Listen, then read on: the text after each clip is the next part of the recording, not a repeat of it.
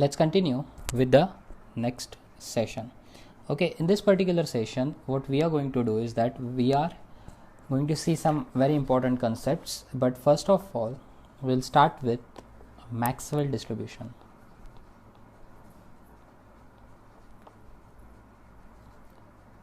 अभी ऐसे विजुअलाइज करते हैं कि तुम मेडिकल शॉप में जाते हो एंड जो भी वहाँ पे काउंटर पे खड़ा होता है उसको बोलते हो कि मुझे पेन किलर दो, तो वो कितना टाइम में तुमको पेन किलर ला के देता है? लाइक आधा घंटा लेता है, 1 घंटा लेता है, 1.5 घंटा लेता है? सर इतना टाइम थोड़ी लेता है, राइट ना? वाई?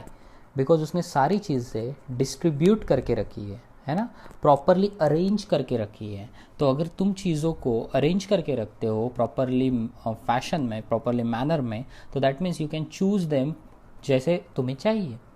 तो यही चीज़ होती है जब सेंसर्स, मतलब जो भी पॉपुलेशन काउंटिंग करते हैं ना, जिसके ऊपर से आजकल बहुत दंगे वगैरह चालू है, एनआरसी वगैरह, एनआरसी एनपीआर. तो वैसे उसमें क्या होता है बाय द वे कि लोग घर पे आते हैं, तुम्हारा काउंटिंग लेते हैं कि कितने लोग हैं घर में रहने वाले, 25 एज से 50 के बीच में कितने हैं, एल्डरली कितने हैं, यंग चिल्ड्रन कितने हैं.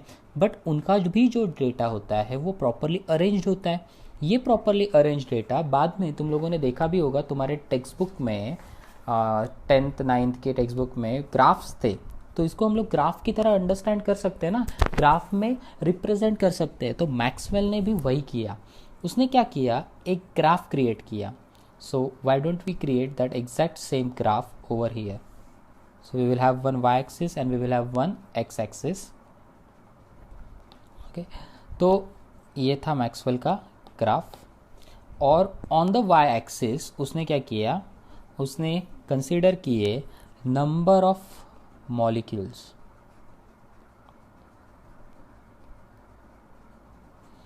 And on the X axis उसने लिए स्पीड ऑफ मॉलिक्यूल या फिर आरएमएस वेलोसिटीज. आरएमएस से बेटर है स्पीड ही कंसीडर कर लेते हैं हम लोग. So we will write speed of molecules. ये आरएमएस कैसे होता है, एक पर्टिकुलर टाइप की स्पीड होती है ना, जिसको कंसीडर करके निकाला जाता है सारे मॉलिक्यूल्स को. तो स्पीड मतलब अलग अलग वैल्यूज़ हो सकते हैं स्पीड के.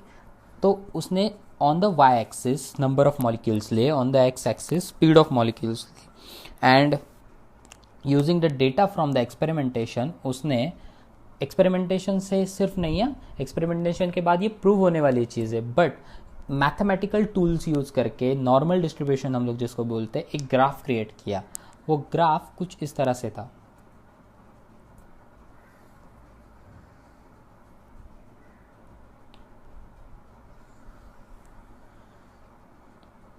So he got a graph like this. Now you will notice one thing that ये ग्राफ है ना, ग्राफ कभी एंड नहीं होता. That means you will never get number of molecules as 0. Second चीज़, जब स्पीड ज़ीरो था, जब स्पीड ज़ीरो था, दैट इज़ यहाँ पे एक्स एक्सिस पे, तो वहाँ पे मॉलिक्यूल भी कितने थे, मॉलिक्यूल भी ज़ीरो थे. दैट मीन्स कोई भी ऐसा मॉलिक्यूल तुमको नहीं मिलेगा जिसका स्पीड कम हो. फिर ये ग्राफ कैसे बना, समझो. अगर कोई अभी मेरे पास आता है और बोलता है कि 1 मीटर पर सेकेंड वाले कितने मॉलिक्यूल है, तो मैं क्या देखूंगा, 0 इधर है, 1 इधर है, तो 1 मीटर पर second. Then I will extend this line and then I will go towards Y axis. हाँ, तो कितने मॉलिक्यूल है, 1000 मॉलिक्यूल. आई होप तुम लोग को अंडरस्टैंडिंग हो रहा है कि ये ग्राफ का यूज़ क्या है. तो कोई अगर बोलेगा कि 3.5 मीटर पर सेकेंड में कितने मॉलिक्यूल है, तो मैं ये पॉइंट लूँगा 3.5, I will extend it on the graph. Then जहाँ पे वो ग्राफ को मीट होता है, इंटरसेक्ट करता है, वहाँ से मैं वाई एक्सिस पे जाऊँगा. Then I will get 35,000 molecules. I am just speaking of random numbers, ये नंबर एग्जैक्ट नहीं है, but the concept is same. समझ रहे हो? तो मैक्सवेल ने एक और चीज़ नोटिस की, जैसे जैसे स्पीड का वैल्यू हम लोग बढ़ाते जाते हैं from 0 to some high value, तुम्हारा ग्राफ ऊपर जाता है. That is number of molecules having that particular speed will increase. एक पर्टिकुलर वैल्यू आएगा स्पीड का, एक पर्टिकुलर वैल्यू आएगा स्पीड का, लेट्स से, जहाँ पे तुम्हें मिलेंगे हाईएस्ट नंबर ऑफ मॉलिक्यूल, है ना. यहाँ पे हाईएस्ट नंबर ऑफ मॉलिक्यूल मिलेंगे. ये जो स्पीड मिला ना इस लोकेशन का, we call this speed as CP. CP मतलब होता है मोस्ट प्रोबेबल स्पीड. क्या नाम बोला मैंने इसको? Most probable speed. तो मोस्ट प्रोबेबल स्पीड एक ऐसा स्पीड है जहाँ पे तुम्हें मैक्सिमम नंबर ऑफ मॉलिक्यूल्स मिलेंगे. Now if you go beyond most probable speed you will see a decline in the graph. That is graph थोड़ा नीचे जाना चालू हो जाता है. तो क्या क्या नोटिस किया तुम लोगों ने? तो ये चीज़ें याद रखो जो मैं बोल रहा हूँ. मैक्सवेल डिस्ट्रीब्यूशन में we plotted a graph taking number of molecules on the y-axis and speed of molecules on the x-axis. बराबर. It helps to determine number of molecules present at a particular speed. There will be a value of speed for which we will get maximum number of molecules. We call this speed as most probable speed.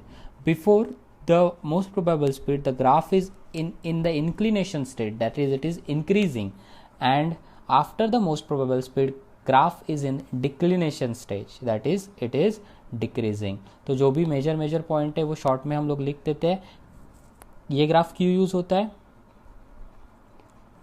Used to determine number of molecules at a particular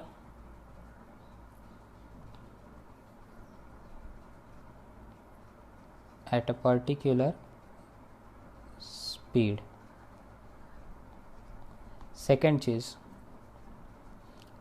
it uses normal distribution tool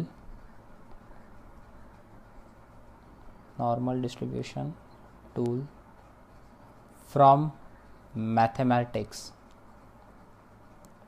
Third point, on y-axis we have number of molecules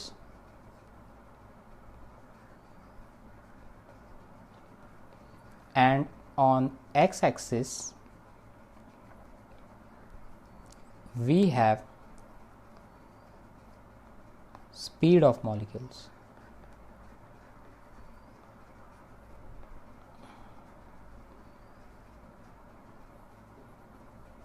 The speed for which we get maximum number of molecules is known as most probable speed, that is CP.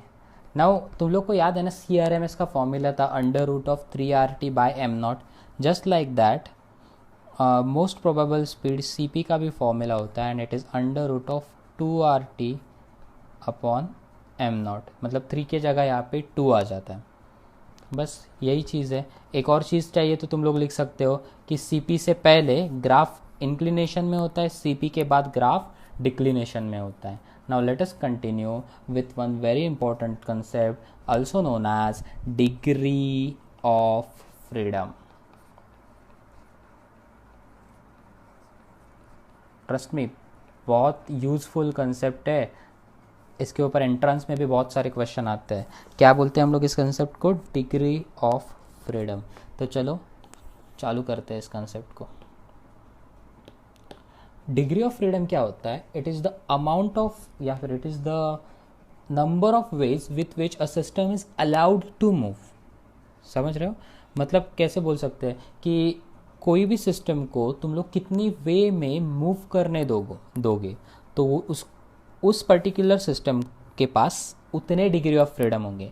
मतलब एक system 3 वे में move हो सकता है तो उसके पास होंगे 3 degree of freedom. अगर वही सिस्टम 5 वे में मूव हो सकता है तो उसके पास होंगे 5 डिग्री ऑफ फ्रीडम. अभी क्यों ना हमने सिस्टम को थोड़ा सा धीरे धीरे समझो तुम्हारे पास एक मॉलिक्यूल है, सिंगल मॉलिक्यूल, अकेला बंदा है.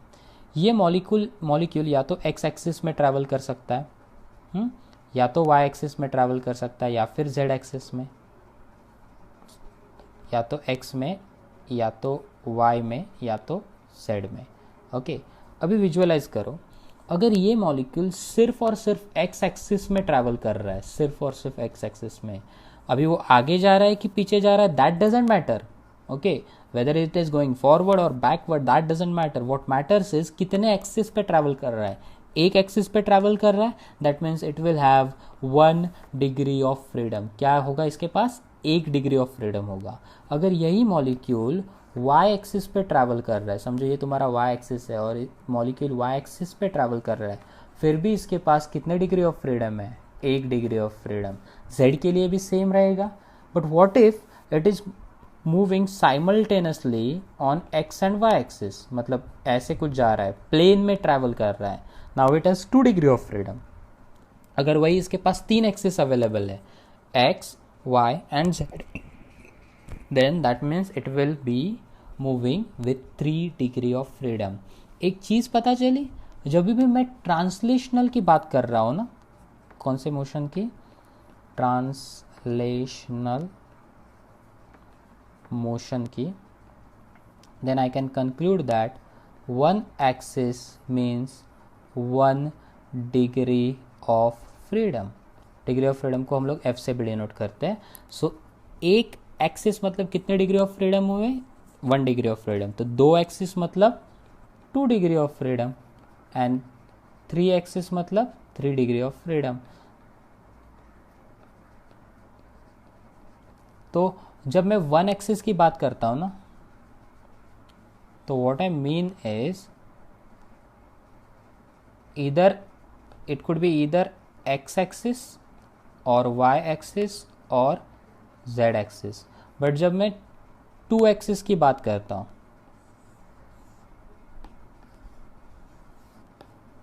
तो what I mean is it could be xy plane और yz प्लेन और xz प्लेन। तो मैं अभी प्लेन की बात कर रहा हूँ, और 3 एक्सिस तो सबको पता है, तो मैं सोच रहा हूँ x y z के बारे में, है कि नहीं? तो ट्रांसलेशनल मोशन में मैक्सिमम डिग्री ऑफ फ्रीडम कितना जा सकता है? 3 डिग्री, क्योंकि मैक्सिमम एक्सिस कितने पॉसिबल है? 3 एक्सिस पॉसिबल है। So you can conclude that, या फिर you can write note that for translational motion, for translational, या फिर ऐसे लिखते हैं, ये इससे बेटर होगा, a molecule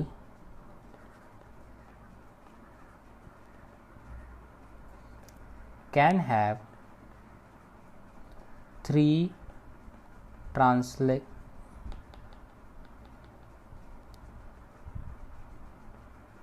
maximum 3 translational degree of freedom. तो 3 के ऊपर ट्रांसलेशनल जाएंगे नहीं। अब इसका रीज़न भी समझो।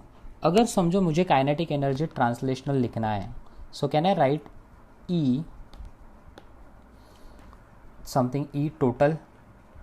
अभी अगर मेरे पास 3 एक्सिस अवेलेबल है, तो kinetic energy will be in X direction, will be in Y direction, will be in z direction. So at the end you get something like this, right? Half mv x square, that is velocity in x direction, half mv y square, that is velocity in y direction, plus half mv z square. एक चीज़ याद रखना, मास इन x direction, मास इन y, ऐसी कोई concept नहीं होती।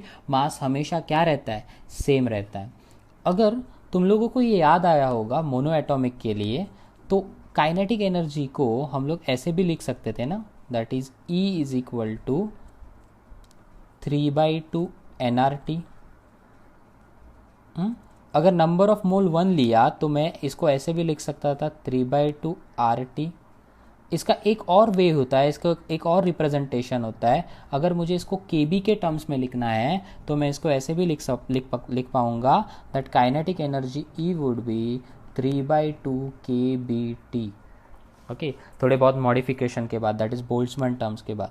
तो अभी एक चीज़ तो पता चल गई कि काइनेटिक एनर्जी को हम लोग 3/2 KBT भी लिख सकते हैं। But can you expand kinetic energy like this? E total would be equal to half KBT plus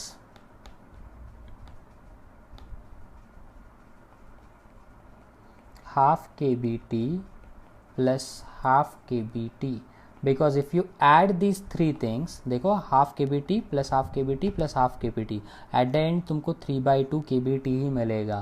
Now compare these things. यहाँ पे half mvx स्क्वायर है, यहाँ पे half kBt, यहाँ पे half mvy स्क्वायर है, यहाँ पे half kBt, यहाँ पे half mvz स्क्वायर है, यहाँ पे half kBt. What I mean to say is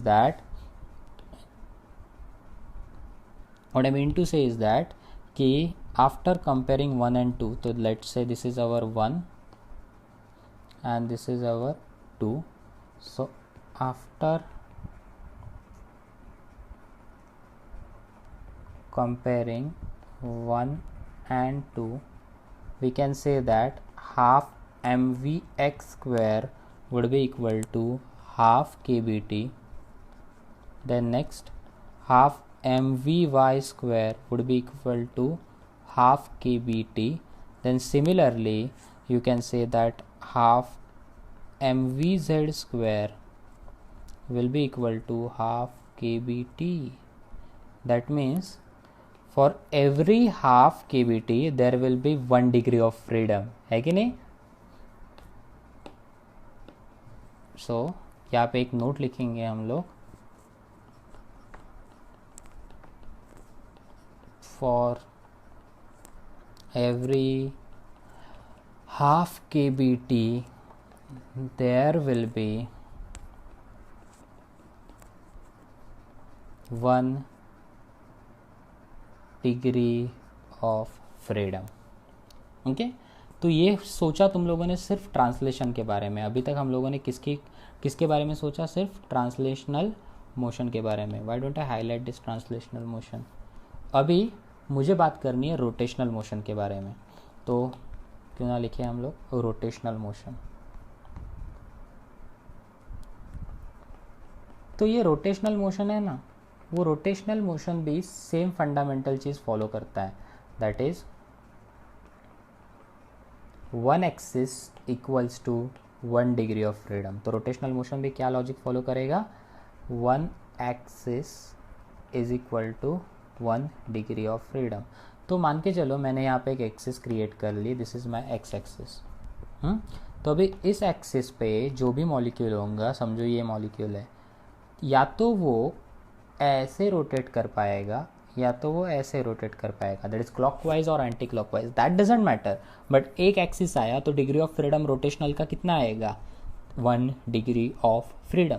so rotational में क्या आएगा? एक एक्सिस मतलब 1 degree of freedom. Similarly you can state for other things also. जैसे कि अगर मैं बोलूँगा 2 एक्सिस तो कितने डिग्री ऑफ फ्रीडम आएंगे? 2 डिग्री ऑफ फ्रीडम. अगर मैं बोलूँगा 3 एक्सिस तो कितने डिग्री ऑफ फ्रीडम आएंगे? 3 डिग्री ऑफ फ्रीडम. तो रोटेशनल में भी क्या मैं वही नोट सेम बोल सकता हूँ जो यहाँ पे बोला था? A molecule can have maximum 3 rotational degree of freedom. तो ये ही नोट मैं वहाँ पे कॉपी कर लेता हूँ.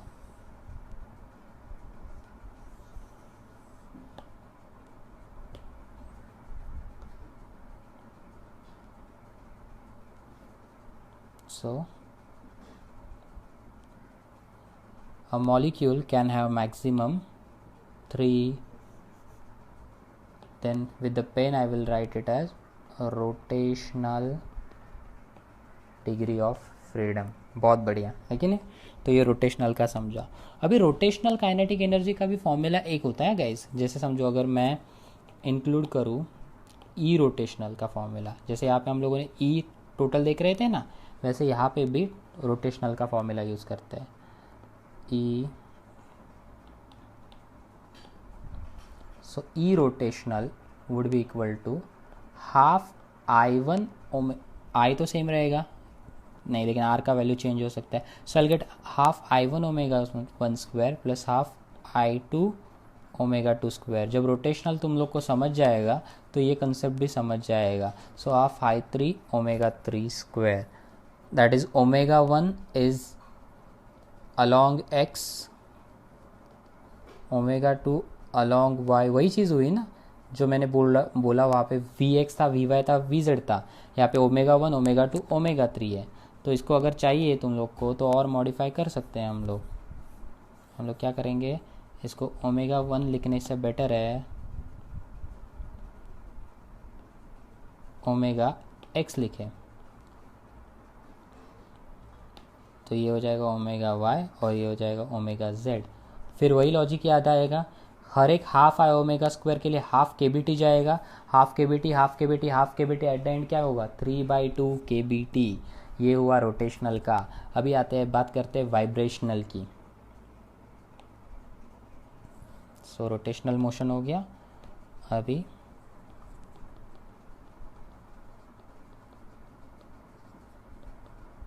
वाइब्रेशनल मोशन के बारे में स्टडी करते हैं। तो वाइब्रेशनल मोशन के लिए हाईलाइट करते हैं, this is our vibrational motion. अभी वाइब्रेशनल मोशन के लिए थोड़ा सा फंडा चेंज हो जाता है। यहाँ पे अब तक हम लोग क्या बोलते थे, 1 axis 1 degree of freedom. Vibrational motion कुछ उल्टा बोलता है, वो बोलता है 1 axis gives 2 degree of freedom. और उसका लॉजिक में मैं बताने वाला हूँ, टेंशन की कोई बात नहीं है। सो 1 axis is 2 degree of freedom, तो 2 एक्सिस कितना डिग्री ऑफ फ्रीडम देंगे, 4 डिग्री ऑफ फ्रीडम। तो 3 एक्सिस कितने देंगे, 3 2 ज़ा कितने होते हैं 6, तो मुझे मिलेगा 6 डिग्री ऑफ फ्रीडम। तो अगर यही चीज़ तुम लोग को समझ आ गई तो you can say that a molecule can have maximum 6 rotational degree of freedom, sorry vibrational degree of freedom. और इसका एक सिंपल फंडा है क्यों ऐसा हुआ, क्योंकि अगर तुम लोग वाइब्रेशनल एनर्जी का फॉर्मूला लिखने जाओगे ना, जैसे तुम लोगों ने ट्रांसलेशनल का लिखा half M V square, then rotational का लिखा हाफ आई ओमेगा स्क्वायर, वैसे अब अगर वाइब्रेशनल का लिखने जाओगे then you will realize that vibrational energy का फॉर्मूला होता है half M D Y by D T का square plus half K Y square. ये तुम्हारे सिलेबस में नहीं है, बट तुम लोग रियलाइज करोगे कि जब भी मैं हाफ आई ओमेगा लिखता था तो वहाँ पे एक स्क्वायर का टर्म था, जब हाफ एम वी स्क्वायर लिखता था तो स्क्वायर का टर्म सिर्फ एक था। बट यहाँ पे वाइब्रेशन के एक इक्वेशन में एक स्क्वायर टर्म और दो स्क्वायर टर्म है। ओके, सो यहाँ से क्या समझा तुम लोगों को, as vibrational formula has 2 degree of freedom. कितने डिग्री ऑफ फ्रीडम होते हैं, sorry, has 2 square terms, has 2 squared terms, therefore 1 axis gives 2 degree of freedom. I hope तुम लोग को बेसिक समझ गया है। डिग्री ऑफ फ्रीडम क्या होता है, it is the amount of ways with which we allowed the system to move. तो अभी विजुअलाइजेशन करते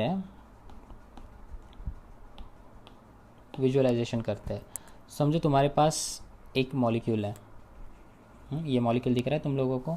ये मॉलिक्यूल इनिशियली बहुत ठंडा है, मतलब 0 केल्विन पे है, लिटरली 0 केल्विन पे है। अभी होने क्या वाला है कि ये मॉलिक्यूल को हम हीट करने वाले हैं। जैसे जैसे हम लोग इसको हीट करेंगे तो इनिशियली ये ट्रांसलेट करना चालू करेगा, बराबर।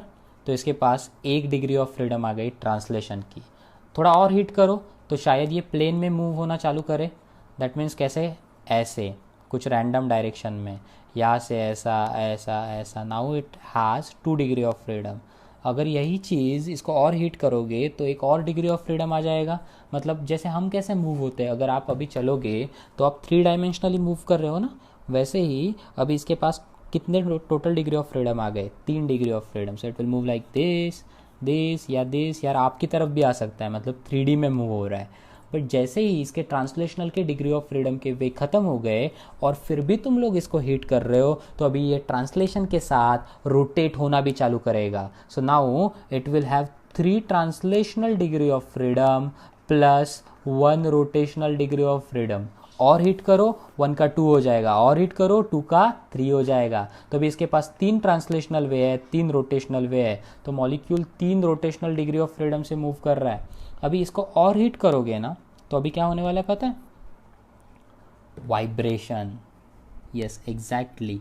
तो इसके बाद जब तुम इसको हीट करोगे तो इसमें वाइब्रेशन आता है। अभी यूजुअल केस में क्या होता है कि जैसे हमने 3 जेड के एक्सिस में भी लिया ना, तो जो जेड एक्सिस वाला रोटेशन है वो बहुत रेयर चीज़ों में दिखने को मिलता है या फिर बहुत कम चीज़ों में देखने को मिलता है। जैसे कि ट्राइएटॉमिक मॉलिक्यूल में वो चीज़ तुमको देखने को मिलेगी, बट अपार्ट फ्रॉम दैट बहुत कम चीज़ों में तुम लोग को तीसरे एक्सिस में रोटेशन मिलेगा। यूजुअली 2 एक्सिस में ही रोटेशन देखने को मिलता है, ये चीज़ भी याद रखना। ओके, मॉलिक्यूल्स है उनको बिहेव कैसे करते हैं, बहुत बड़ी मिस्ट्री चलती रहती है उनमें कि बिहेव कैसे करते हैं मॉलिक्यूल्स। ये चीज़ें ना बहुत सी इंटरेस्टिंग सी चीज़ें हैं, हमें पता नहीं चलता कि इतने डीप में भी हो सकती है ये चीज़ें, तभी तो मज़ा आता है जो चीज़ें पता नहीं है उसको ढूंढने में। ओके, तो अभी क्या किया तुम लोगों ने, मॉलिक्यूल को ऑलरेडी ट्रांसलेट में डाला था, फिर उसको और हीट करके रोटेट में, तो अभी वो कैसे को कर रहा है पता है, वो आगे भी जा रहा है और आगे जाते जाते गोल भी घूम रहा है, रोटेट भी हो रहा है। और अगर तुम लोगों ने उसको हीट किया तो अभी वो वाइब्रेट भी होगा, वाइब्रेशन होना चालू हो जाएगा उसमें, समझ रहे हो। तो अभी चालू करते हैं डिग्री ऑफ फ्रीडम के फॉर्मूलाज को अंडरस्टैंड करना। तो इस डिग्री ऑफ फ्रीडम का एक जनरलाइज फॉर्मूला होता है। So degree of freedom F का एक फॉर्मूला होता है दैट इज़ 3n माइनस के। बहुत इंपॉर्टेंट सा फॉर्मूला है, f is equal to 3n minus K. अभी हम लोग अलग अलग टाइप के एटम्स देखते हैं और उस एटम्स के हिसाब से सॉल्व करेंगे। Let's solve with mono atomic molecule. तो मोनो एटॉमिक मतलब सिंगल एटम वाला। इसके एग्जाम्पल कौन से होते हैं, एक होता है हीलियम, मेरे को याद आ रहा है, फिर नियॉन याद आ रहा है, फिर आर्गॉन याद आ रहा है, ऐसे जिसमें these are like forever single guys. तो ये हो गया एक। अभी फॉर्मूला में जो चीज़ें वो क्या है वो बताता हूँ। कैपिटल एन बोलता है, यहाँ पे कैपिटल एन होता है नंबर ऑफ मॉलिक्यूल्स। अभी मोनो एटॉमिक के लिए तो एज द नाम बताता है वो सिंगल होता है। देन सेकेंड के, अभी यहाँ पे नंबर ऑफ मॉलिक्यूल्स नहीं देखते, नंबर ऑफ एटम्स देखते हैं, मोनो एटॉमिक, राइट। एंड के जो होता है ना, that is independent relations, independent relation. ये जैसे एग्जाम्पल करेंगे तो और क्लियर हो जाएगा। अभी समझो मोनो एटॉमिक मॉलिक्यूल लिया है मैंने कोई भी, जैसे कि हीलियम लिया है, और इस हीलियम का मुझे डिग्री ऑफ फ्रीडम निकालना है, maximum possible degree of freedom. तो एक बात बताओ मुझे, ये n है, n कितना है, नंबर ऑफ एटम्स कितने पॉसिबल है, 1। फिर रही बात दूसरी k, क्या ये किसी के साथ रिलेशन बना सकता है, नहीं, तो k का वैल्यू क्या हो जाएगा, 0। अभी n इज इक्वल टू 1 और k इज इक्वल टू 0 इस फॉर्मूला में मैं पुट करने वाला हूँ। So what will I get at the end result, so f will be equal to 3 times 1 minus 0, सो मुझे मिलेंगे 3। तो कितने डिग्री ऑफ फ्रीडम पॉसिबल है, 3। हमेशा एक चीज़ याद रखना, अगर तुम लोग स्टेप्स चढ़ते जाओगे तो स्टेप्स में पहले जो स्टेप हम लोग चढ़ते हैं वो आता है ट्रांसलेशनल डिग्री ऑफ फ्रीडम, उसके बाद जो स्टेप हम लोग चढ़ते हैं वो आती है रोटेशनल डिग्री ऑफ फ्रीडम, और उसके बाद जो स्टेप्स आती है वो आती है वाइब्रेशनल डिग्री ऑफ फ्रीडम। तो हमेशा पहले ट्रांसलेशनल डिग्री ऑफ फ्रीडम ही भरेंगे। तो ये पहले 3 जो है डिग्री ऑफ फ्रीडम वो कौन से है, translational degree of freedom. So you can write 3 translational degree of freedom. ये हुआ मोनो एटॉमिक का। अभी नेक्स्ट देखते हैं डायटॉमिक के लिए।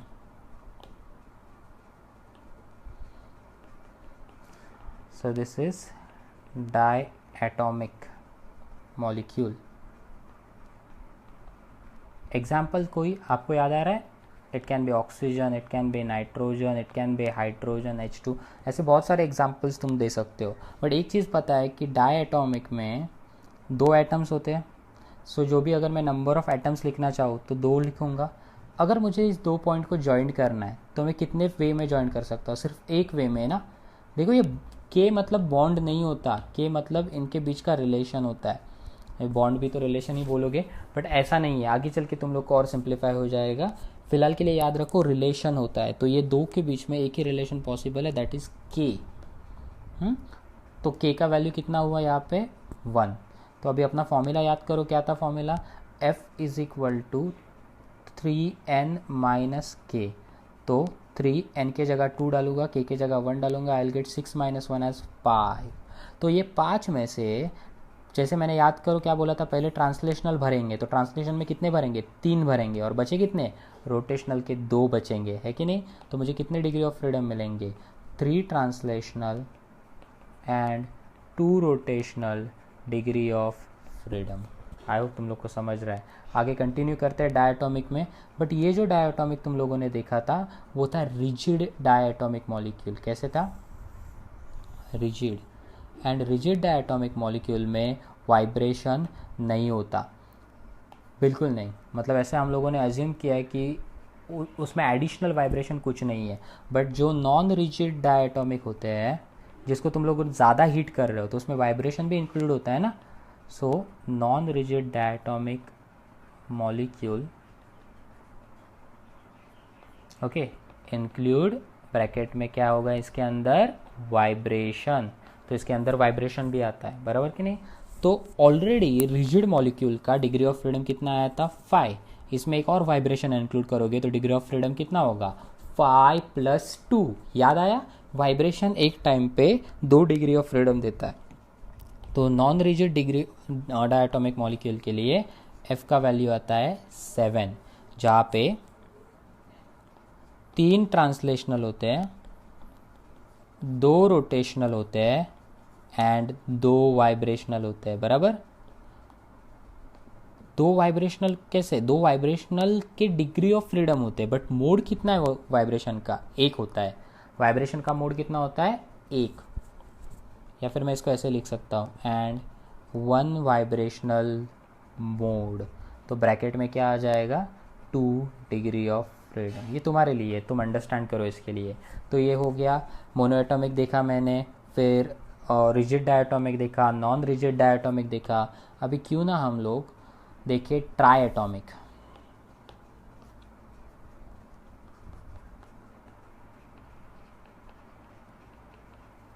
सो this is my triatomic molecule. तो ट्राइएटॉमिक मॉलिक्यूल में कोई एग्जाम्पल तुम लोग को याद आ रहा है। हाँ, तो फर्स्ट ऑफ ऑल जो पहला ट्राइएटॉमिक मॉलिक्यूल मैं देख रहा हूँ दैट वुड बी लीनियर, नहीं पहले नॉन लीनियर लेते हैं। नॉन लीनियर सबको पसंद है ना, जिसके बिना हम जी नहीं पाएंगे, वो है पानी। तो नॉन लीनियर ट्राइएटॉमिक का बेस्ट एग्जाम्पल इज H2O। तो H2O के मॉलिक्यूल्स कैसे होते हैं, कुछ इस तरह से अरेंज करते हैं ना, एक ऑक्सीजन होता है और उसके बाजू में ऐसे 2 हाइड्रोजन होते हैं, बराबर कि नहीं। तो नंबर ऑफ एटम्स कितने हो जाएंगे, 3 हो जाएंगे। अभी अगर बॉन्डिंग के को बॉन्डिंग की तरह कंसिडर करोगे तो याद होगा तुम लोग को, तो बॉन्ड तो 2 ही बनते हैं ना, बट ये H और ये H के बीच में भी तो रिलेशन होता है। इसीलिए मैंने बोला कि K को बॉन्ड की तरह कंसिडर मत करो, K को कंसिडर करो रिलेशन की तरह, या फिर मैथमेटिकल जो समझ पाएंगे उनके लिए 2 डॉट को ज्वाइन करो, बस उतना ही है। देखिए ये 2 डॉट है, 2 पॉइंट है, 2 पॉइंट को ज्वाइन किया, एक लाइन मिला, 2 पॉइंट को ज्वाइन किया, एक लाइन मिला, 2 पॉइंट को ज्वाइन किया, एक लाइन मिला। तो जितने लाइन मिलेंगे उतने K है। अभी K कितने मिले अपने को, 3 मिले। वाई डोंट वी मॉडिफाई और फॉर्मूला।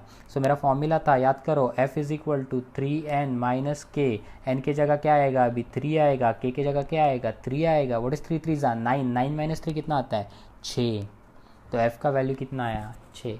इस 6 में पहले कौन से भरेंगे, ट्रांसलेशनल। वो अपना स्टेप का डायग्राम याद रखो। सो मुझे मिलेंगे 3 ट्रांसलेशनल एंड 3 रोटेशनल। तो ये हो गया।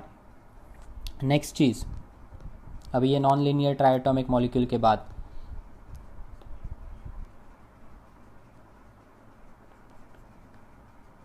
लीनियर ट्राइएटॉमिक मॉलिक्यूल देखते हैं।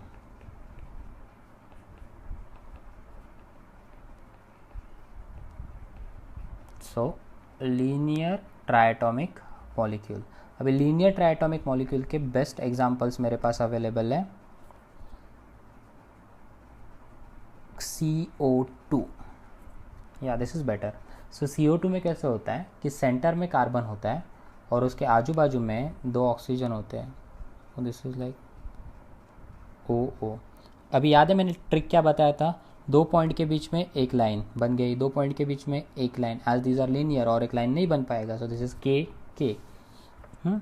अभी n का वैल्यू क्या हुआ 3, नंबर ऑफ मॉलिक्यूल्स, k का वैल्यू कितना हुआ 2, तो क्यों ना मैं फॉर्मूला को मॉडिफाई कर दूँ, अपना फॉर्मूला याद करो, इट इज़ 3n माइनस के, so that would B 3 into 3 minus 2, सो 3 3 सा कितना होता है 9, 9 माइनस 2 कितना होता है 7, सो मुझे क्या मिले डिग्री ऑफ फ्रीडम 7। अभी याद रखो कैसे लिखेंगे हम लोग, तो मुझे पहली बात तो 3 ट्रांसलेशनल के मोड मिलेंगे, फिर 3 रोटेशनल के मिलेंगे, तो अगर ऐसा लिखा मैंने 3 ट्रांसलेशनल गए 3 रोटेशनल गए, तो 3 और 3 कितने 6 तो चले गए, वैसे भी बचा कितना 1, और वाइब्रेशन कभी भी अकेला नहीं आ सकता, सो दैट्स वाई मुझे यहाँ पे कैसा लिखना पड़ेगा 3 translational 2 rotational and 2 vibrational degree of freedom.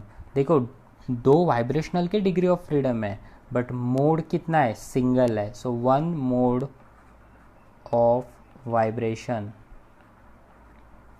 I hope तुम लोग को समझा है, ये तुम्हारे अंडरस्टैंडिंग के लिए है, तो इसको मैं रेड में कन्वर्ट कर देता हूँ। तो ये हुआ डिग्री ऑफ फ्रीडम निकलने का तरीका। बट कैसा होता है, क्वेश्चन आता है तुम्हारे पास कि find out adiabatic constant for a particular gas.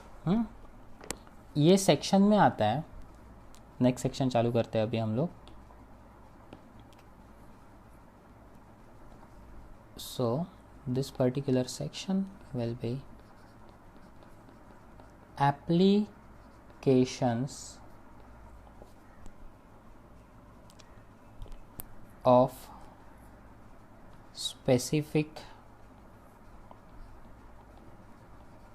heat of gases। मैं तुमको इन जनरल पहले लिखा के देने वाला हूँ गाइस, देन हम लोग डिफरेंट गैसेस के लिए उनको फाइंड आउट करेंगे ही।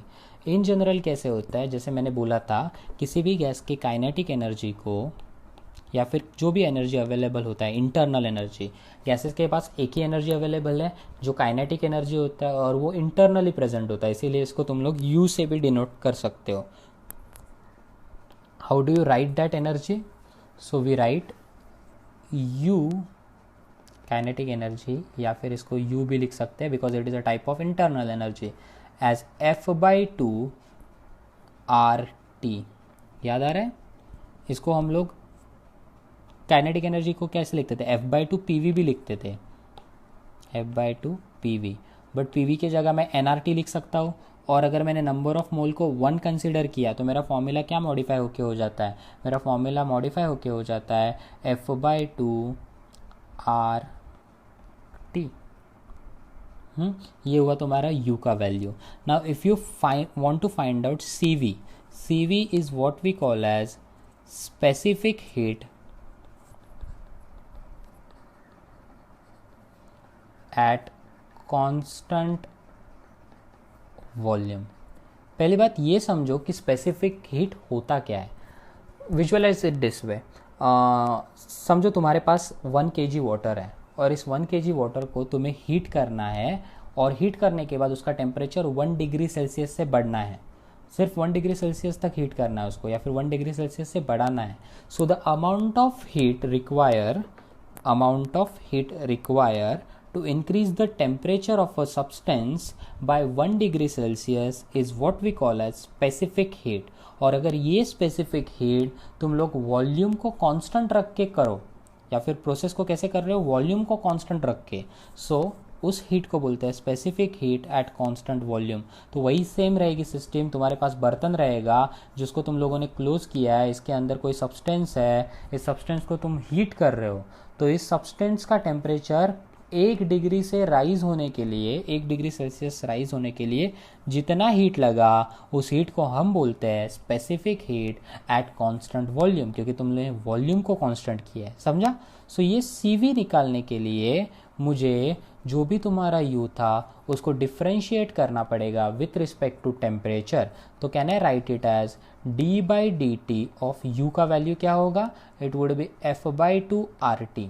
तो क्या बाहर आएगा, F/2 R कांस्टेंट है, कांस्टेंट डेरिवेटिव के बाहर आता है, तो मुझे CV मिलेगा F/2 R dt by dt. But what is derivative of t with respect to t? Isn't it 1? So मुझे cv का फॉर्मूला मिला f by 2r.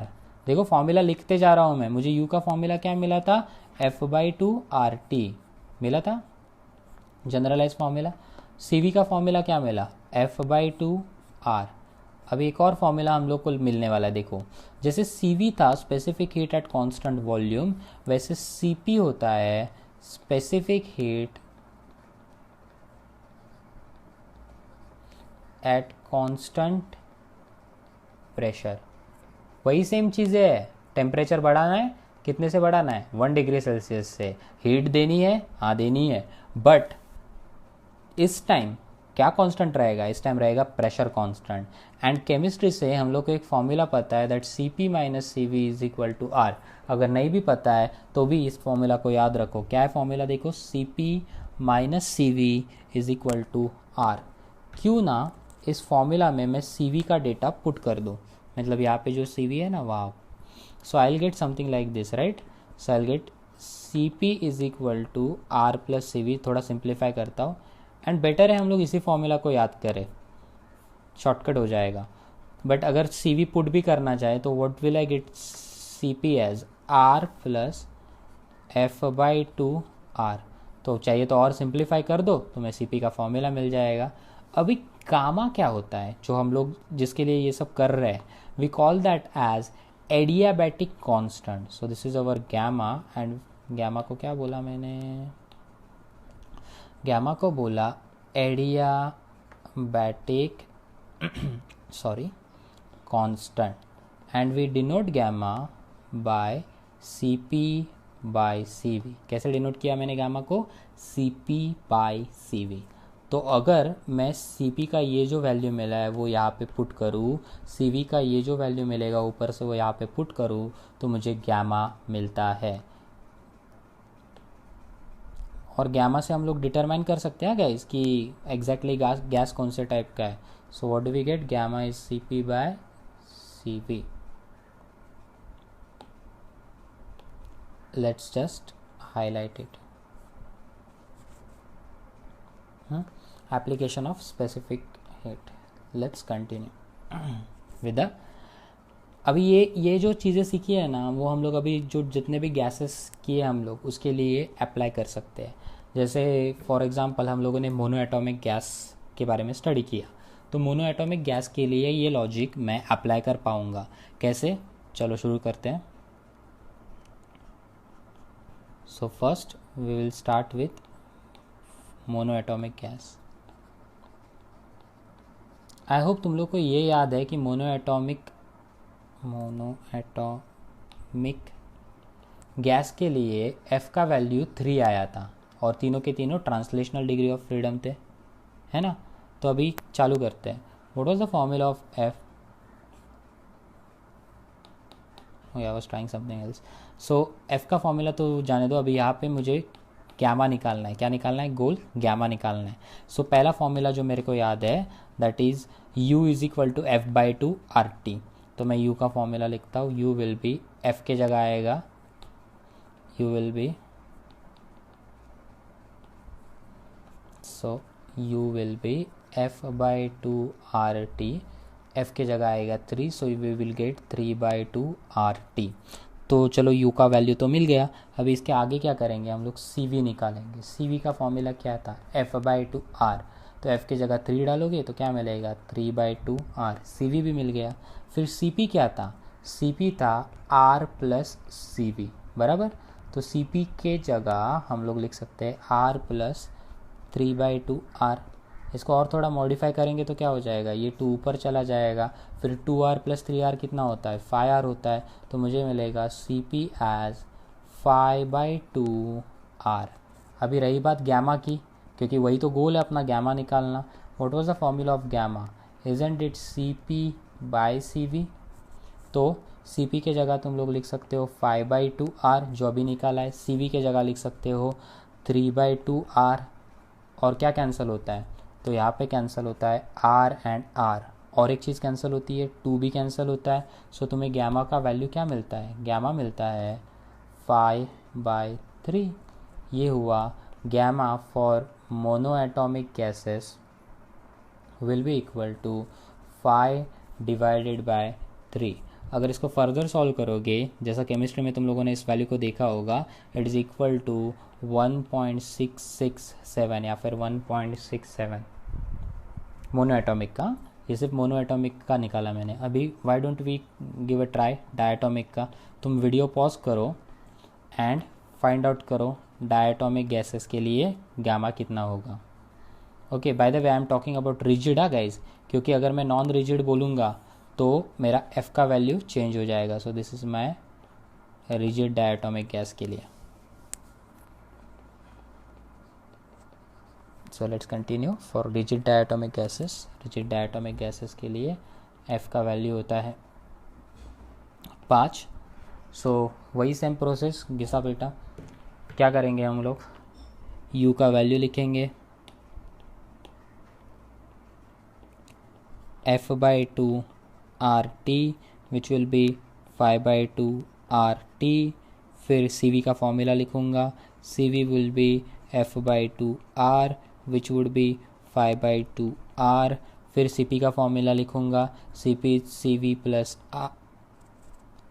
R या फिर R प्लस CV, जैसे भी लिखना है कोई फ़र्क नहीं पड़ता, R plus CV। So this will be R plus 5 by 2 R। So answer would be 2 पर जाके 7 by 2 मिलेगा, है कि नहीं। So you will gate 7 by 2 R। तो ये CP मिला। अभी गामा निकालना है। गामा का वैल्यू क्या हो जाएगा, gamma will be equal to CP divided by CV। तो क्यों ना हम लोग वो करें, 7 by 2 R CP लिखा, CV क्या हो जाएगा 5 by 2 R। R 2 कैंसल, मुझे क्या मिलेगा 7 by 5। इसको और फर्दर सॉल्व करोगे तो what is 7 divided by 5, it is 1.4। Chemistry में डेफिनेटली तुम लोगों ने ये पढ़ा है 1.4। So you can conclude that gamma for diatomic would be equal to 7 by 5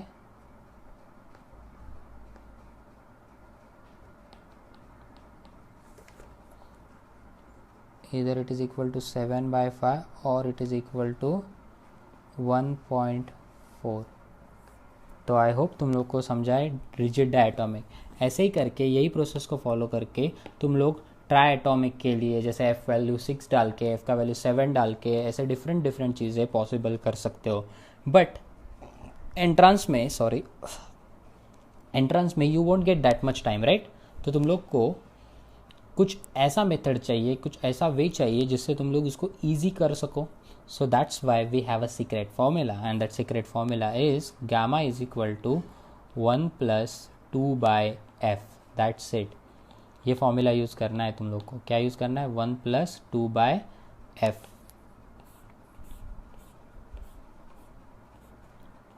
वही सारी चीज़ों को डेवलप करके बनाया गया फॉर्मूला है। चाहिए तो मैं एक रफ में कैलकुलेशन करता हूँ, तुम लोग को एग्ज़ाम में कोई नहीं पूछेगा कि ये कैसे आया, बट देखो कैसे किया मैंने।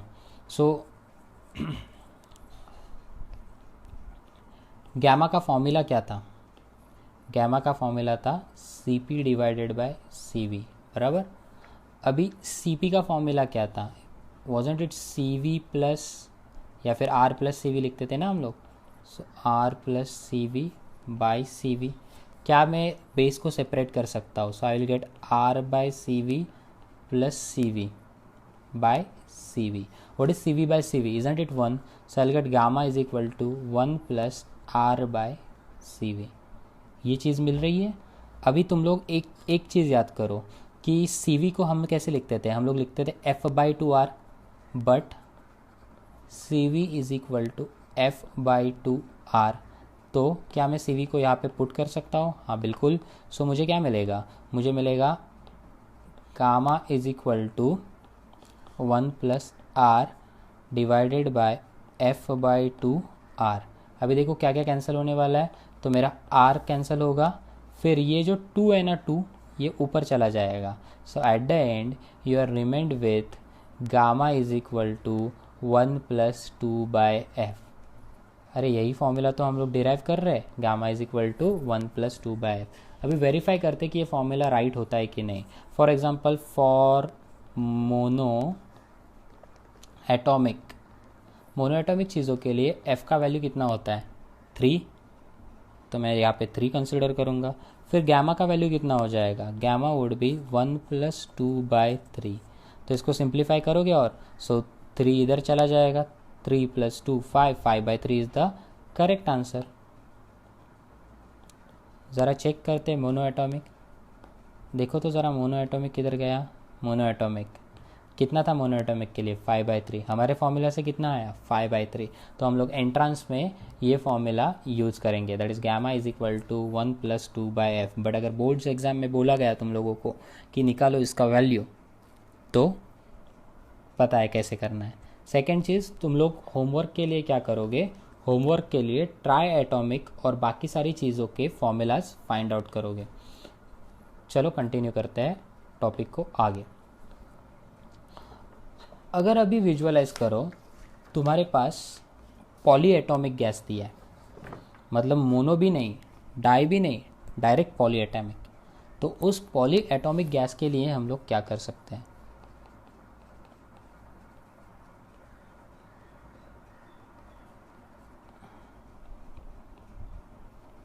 एक बात बताओ, पॉली एटॉमिक गैसेस में maximum number of translational mode कितने आएंगे 3, maximum number of rotational mode कितने आएंगे 2 और 3, एंड वाइब्रेशनल कितने आएंगे। वाइब्रेशनल तो वेरी होते हैं पॉली एटॉमिक के लिए, मतलब या तो 2 आ सकते हैं, या तो 4 आ सकते हैं, या तो 6 आ सकते हैं। समझ रहे हो मैं क्या बोल रहा हूँ। तो मैं एक चीज़ एज्यूम करता हूँ, let poly atomic gas has 3 translational degree of freedom, 3 rotational degree of freedom and x मतलब कितने हो सकते पता नहीं ना, x vibrational degree of freedom.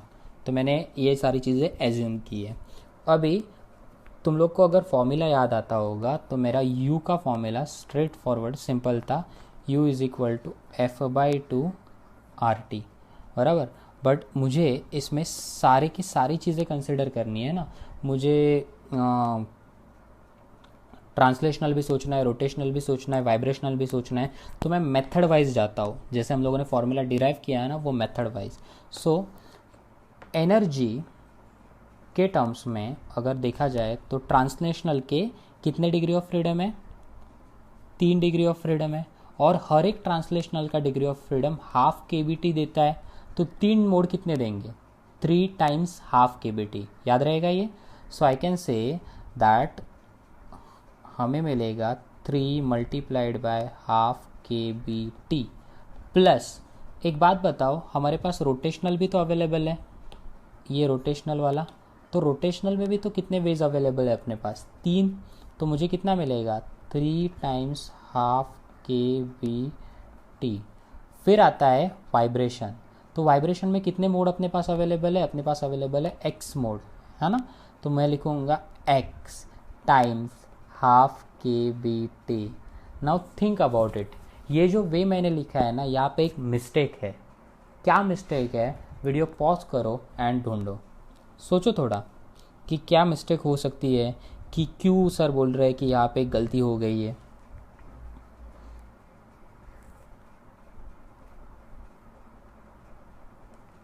I hope that you have tried your best and we have come to the conclusion कि बाबा कुछ लोगों को आया है, कुछ लोगों को नहीं आया है। जिनको नहीं आया डोंट वरी अबाउट इट। याद करो, वाइब्रेशन डिग्री ऑफ फ्रीडम एक टाइम पे 2 मोड देता, एक मोड पे 2 डिग्री ऑफ फ्रीडम देता है। मतलब जब बाकी की चीज़ें ½ kBt देती है, जैसे ट्रांसलेशनल, जब रोटेशनल ½ kBt देता है, वाइब्रेशनल ½ kBt नहीं देता, वो देता है ½ kBt प्लस ½ kBt। हाफ और हाफ, आधी चपाती और आधी चपाती क्या होती है पूरी चपाती, तो हमें मिलता है kBt। तो दैट मीन्स ये जो फॉर्मूला लिखा है ना, वहाँ पे ½ kBt नहीं होगा, वहाँ पे सिर्फ और सिर्फ होगा kBt। So I will get something like this kBt। ये सब तुम्हारे अंडरस्टैंडिंग के लिए था। तो इसको हम लोग कर देते हैं डिलीट।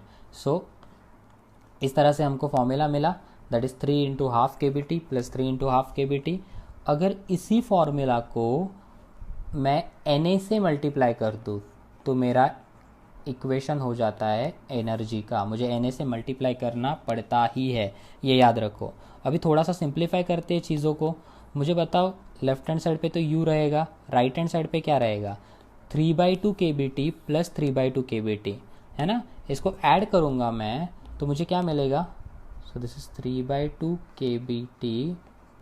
जाने दो, एक और स्टेप बढ़ जाएगा, कोई प्रॉब्लम नहीं, तुम्हें समझना ज़रूरी है। Plus x KBT times Na।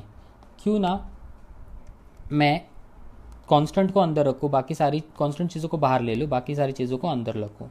तो I get U will be equal to 3/2 plus 3/2 plus x, बाहर क्या गया?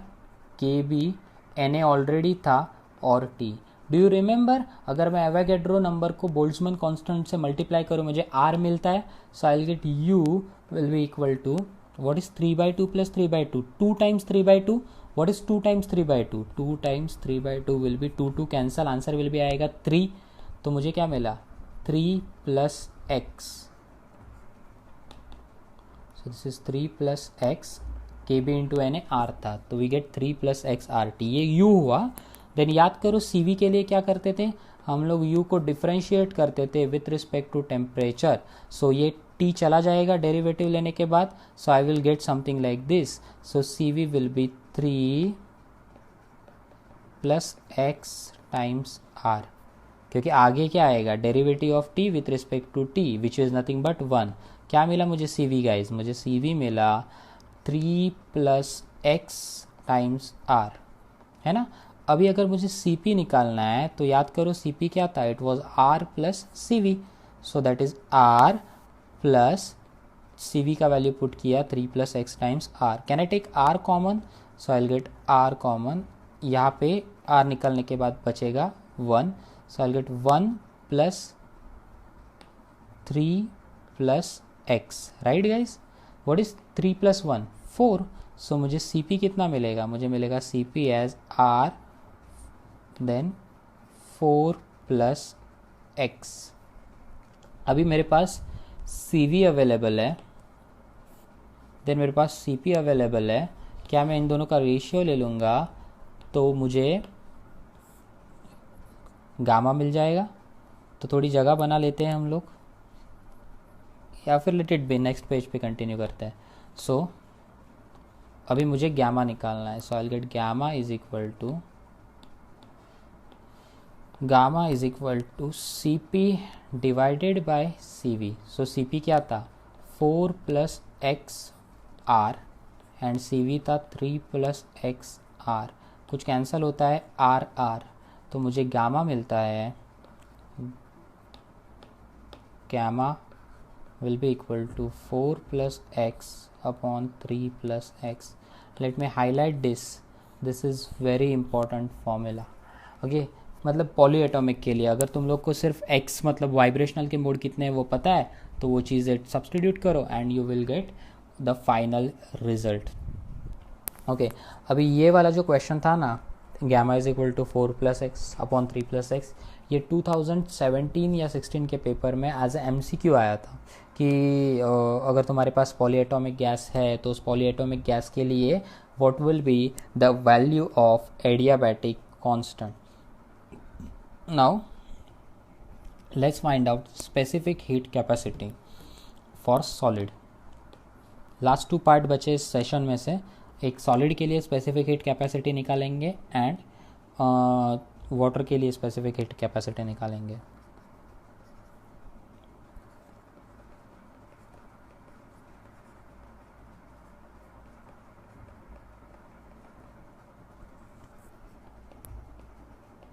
तो लिखा specific heat capacity of solid. अभी देखो, विजुअलाइज करो, तुम्हारे पास एक सॉलिड का मॉलिक्यूल है। Now this particular molecule you have, gas वाले मॉलिक्यूल ट्रांसलेट होते हैं, रोटेट होते हैं, बट सॉलिड वाले मॉलिक्यूल ट्रांसलेट नहीं हो सकते, रोटेट नहीं हो सकते, क्योंकि वो बाउंड होते हैं due to interatomic forces of different molecules that are मतलब उनके बाजू वाले मॉलिक्यूल उनको रोक के रखते हैं, दैट्स इट, सिंपल लैंग्वेज में बोला जाए तो what I mean to say, this particular molecule will have no translation, no rotation. What will it have then? Only vibration. क्या एग्जिस्ट रहेगा इसमें? सिर्फ और सिर्फ वाइब्रेशन. तो तुम लोग को याद है फॉर्मूला कितना केबीटी देता है वाइब्रेशन? हाफ केबीटी देता है ना. तो अपना फॉर्मूला देखो, याद करो. हाफ केबीटी से बेटर है, हाफ केबीटी नहीं देता, केबीटी देता है बाय द वे वो. बट ये वाला फॉर्मूला शॉर्टकट यूज करेंगे हम लोग. What is formula of you? Isn't it half, sorry, u would be equal to f by 2 RT, है ना. So why don't I put f as 6, क्योंकि वाइब्रेशन में मैक्सिमम कितने आते हैं? 6 आते हैं. सो what will you get u as? तुमको u मिलेगा u as 3RT. तो u का वैल्यू कितना मिला? 3RT. अभी सेकेंड चीज़, ये U3RT हमें C के टर्म्स में निकालना है. तो C कैसे निकालते हैं हम लोग? स्पेसिफिक हीट जो इसको हम लोग बोलते हैं. तो C will be equal to derivative of U with respect to temperature. यहाँ से CV मिलता है ना तुम लोगों को गाइज, याद है CV का फॉर्मूला? तो अगर मैं इसको डिफ्रेंशिएट करूँगा तो मुझे मिलेगा 3R, क्योंकि derivative of T with respect to T is what? 1. तो मुझे सॉलिड के लिए CV का वैल्यू कितना मिलेगा? मुझे मिलेगा 3R. Just like that, why don't we find out specific heat capacity for liquid या फिर water?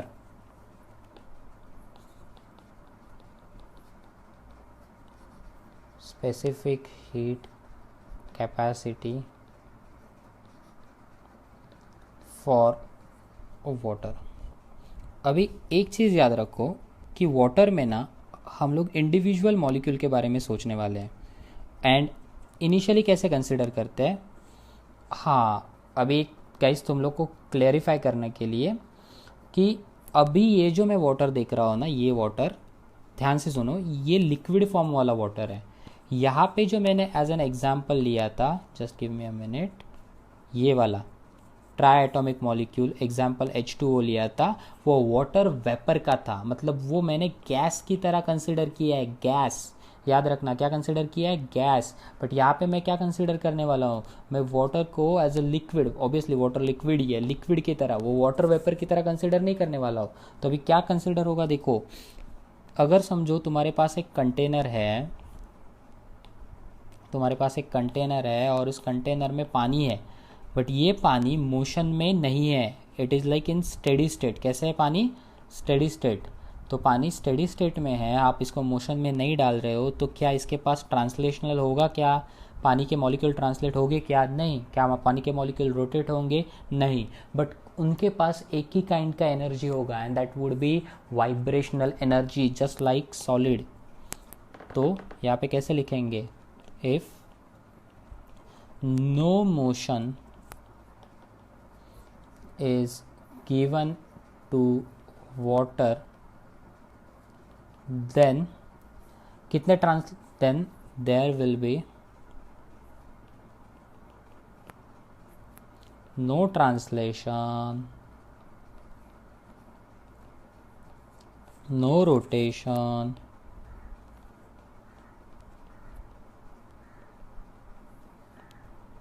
but only vibration. So there will be no translation, no rotation, but only vibrational existence. मतलब vibration वाली चीज़ें ही exist रहेगी. तो अपना वो वाला फॉर्मूला याद करो. U का फॉर्मूला क्या था? U will be equal to F/2 RT. But F का वैल्यू क्या डालोगे यहाँ पे? अभी 6 डालोगे तो 6/2 RT. You will get it as 3RT. But this is true for a single molecule ना. सो ये कितने मॉलिक्यूल के लिए आया? For 1 molecule. अगर तुम लोग H2O देखोगे तो फॉर H2O कितने मॉलिक्यूल है? 3 मॉलिक्यूल्स होते हैं, राइट. तो जो भी तुम्हारा U का वैल्यू आया वो हर एक मॉलिक्यूल के लिए आएगा. तो that means you have to write U as 3 times 3RT. so you get U as 9RT. 3 3 ज़ा 9. अभी सेकेंड चीज़ तुम्हें C निकालना है. What is the formula of C? Isn't it du by dt? So once you solve it further, you will get it as 9R, and this is how you get final CV as 9R. तो water के लिए CV क्या आया? 9R. फिर से explain कर रहा हूँ, ये वाटर लिक्विड फॉर्म में लिया है जो स्टेडी रखा है, और वो जो पहले वाला वाटर था वो वाटर वेपर था, वाटर मॉलिक्यूल नहीं था. मतलब गैस के बारे में स्टडी कर रहे हैं ना. अगर वाटर गैस ले रहे हो तो उसमें भी H2O का मॉलिक्यूल होगा, बट वो उड़ रहा है ना हवा में. आई होप तुम लोग को ये सारी चीज़ें क्लियर हो रही है. And this is how we will end our entire theory for the topic. We will see this is our lecture 2, by the way, guys. So this is our lecture 2.